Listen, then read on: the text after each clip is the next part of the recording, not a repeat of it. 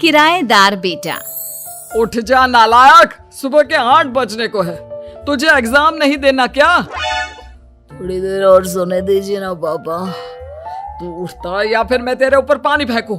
रोज गधों की तरह सोता रहता है, पेपर की कोई टेंशन ही नहीं है। और एक हमारा समय था जब हम पेपर में फेल होने के डर से रात भर पढ़ा करते थे, सो ही नहीं पाते थे। तो क्या आप उसका बदला मुझसे लेंगे?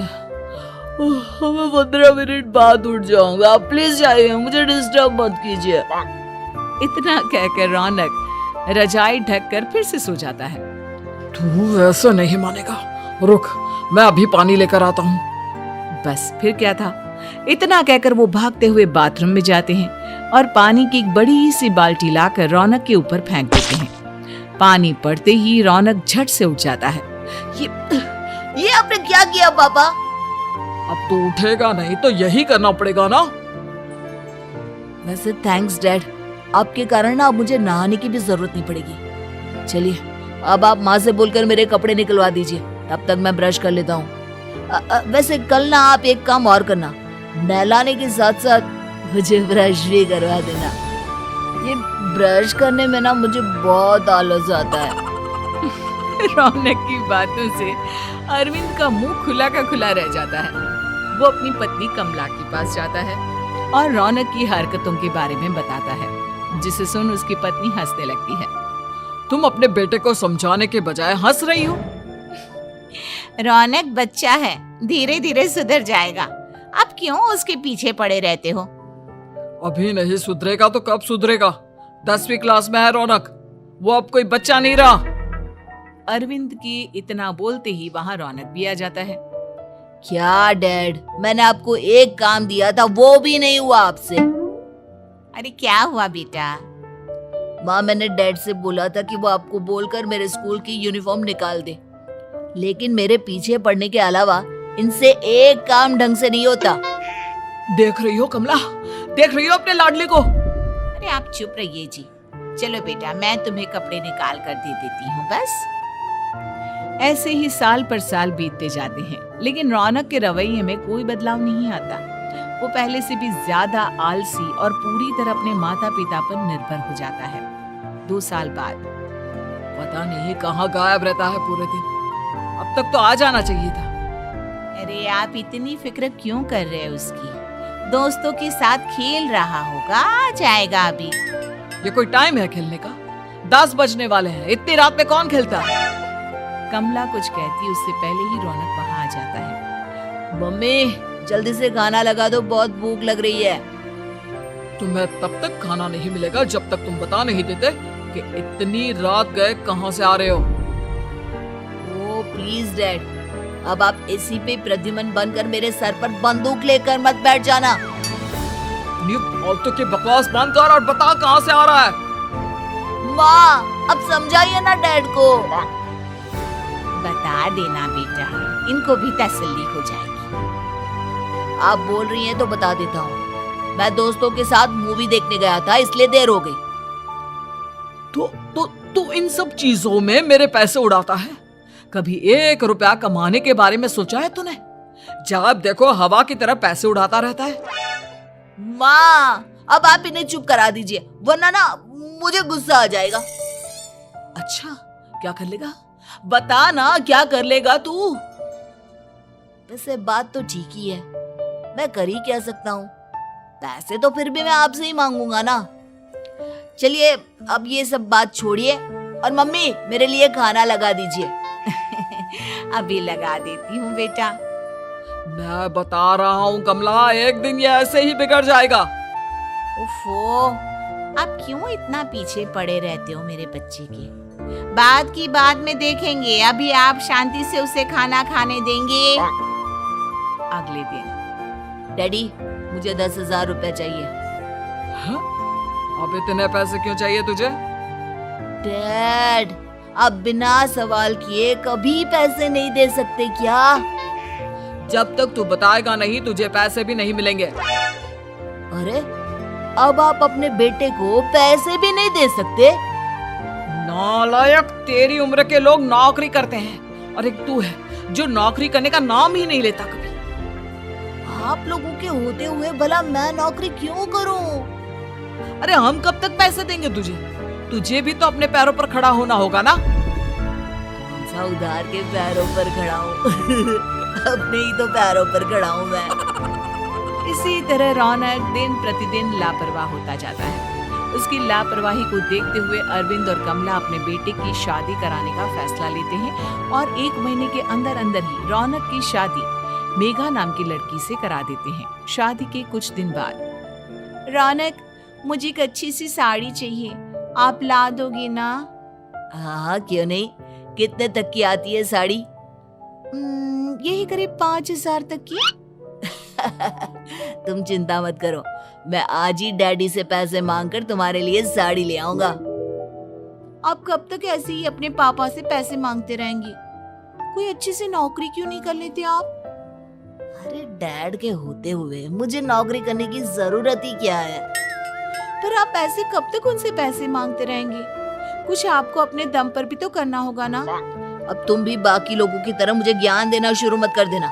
साड़ी चाहिए ना तुम्हें, मिल जाएगी बस।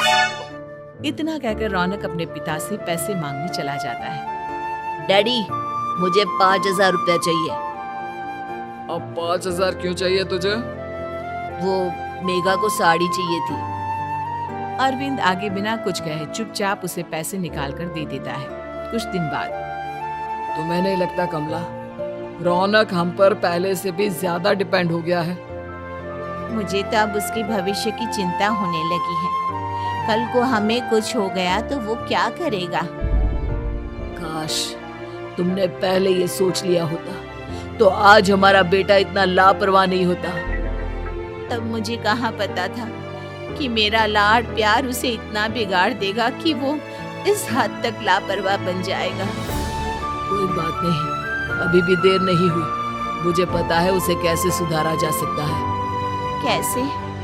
अरविंद कुछ कहता उससे पहले रौनक वहां आ जाता है और पैसों के लिए हाथ फैलाने लगता है। डैड, मैं और मेघा बाहर घूमने जाना चाहते हैं। अरे वाह, ये आज सूरज कहाँ से निकला है? Dad please. अच्छा चलो अब मुद्दे की बात करो। मुझे अब 25,000 चाहिए।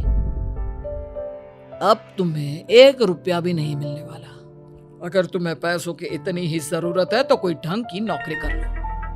मम्मी, आप कुछ कहिए ना डैड को। बेटा, वो गलत क्या बोल रहे हैं?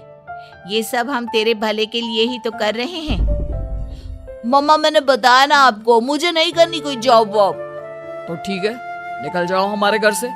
तुम्हारे जैसे लोगों के लिए मैंने ये घर खड़ा नहीं किया है। जितना ये घर आपका है ना, उतना ही मेरा भी है। मैं कहीं नहीं जाने वाला। जाना तो पड़ेगा ही तुझे, क्योंकि अब मैं तेरा कोई भी खर्चा नहीं उठाने वाला। ठीक है, मत उठाइए मेरा खर्चा, मैं अपने दम पर भी जी सकता हूँ। तो बेशर्मों की तरह अब तक यहाँ क्यों खड़ा है? अपना सामान ले और निकल जाए यहाँ से। रौनक पैर पटकते हुए वहां से चला जाता है। घर से निकालना जरूरी है क्या उसे? बिना पैसों के कौन रखेगा उसे किराए पर? अगर उसका भविष्य सुधारना है तो हमें अपने दिल पर पत्थर रखकर ये कदम उठाना ही होगा। दोनों बात कर रहे होते हैं कि रौनक अपनी पत्नी के साथ एक बड़ा सा बैग लेकर घर से निकल जाता है, लेकिन घर से बाहर उसे कोई भी मुफ्त में अपने घर किराए पर नहीं रखता। अंत में थक हार कर वो फिर से अपने घर चला जाता है। क्या हुआ? थोड़ी देर पहले तो दहाड़ते हुए घर से निकला था, अब क्या हुआ? नहीं रखा ना किसी ने तुझे किराए पर? डैड प्लीज, मैं कुछ दिनों में कोई अच्छी सी नौकरी शुरू कर दूंगा। आप तब तक तो हमें रख लीजिए प्लीज। सुबह से रात हो चुकी है लेकिन कोई हमें रखने को राजी नहीं है। अब आप ही बताइए, इतनी रात को मैं मेघा को लेकर कहाँ जाऊंगा? ठीक है, बहू की वजह से मैं तुझे घर पर रख रहा हूँ, लेकिन तू इस घर में एक बेटे की नहीं बल्कि एक किराएदार की हैसियत से रहेगा। 3 महीने हैं तेरे पास।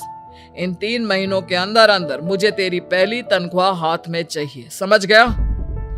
पक्का डैड, इन 3 महीनों के अंदर अंदर तो कोई बढ़िया सी नौकरी ढूंढ ही लूंगा मैं।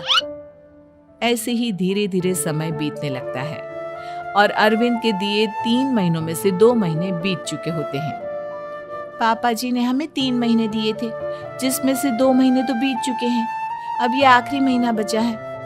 अरे तुम चिंता मत करो, आज मेरा ना 2 जगह इंटरव्यू है, दोनों में से कहीं ना कहीं तो जॉब लग ही जाएगी।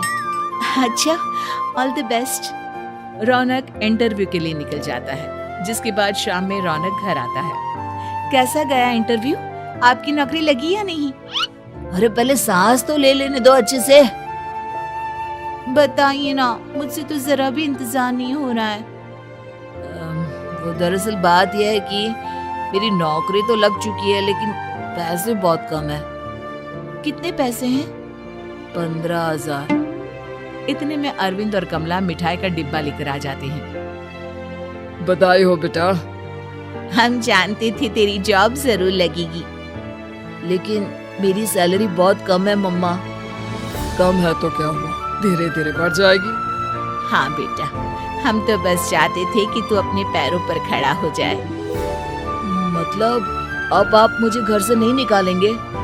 नहीं, ये सब हमने तुझे जिम्मेदार इंसान बनाने के लिए किया था। Thank you mummy papa. अगर आप दोनों ऐसा नहीं करते तो मुझे कभी अपनी जिम्मेदारियों का एहसास तक नहीं होता।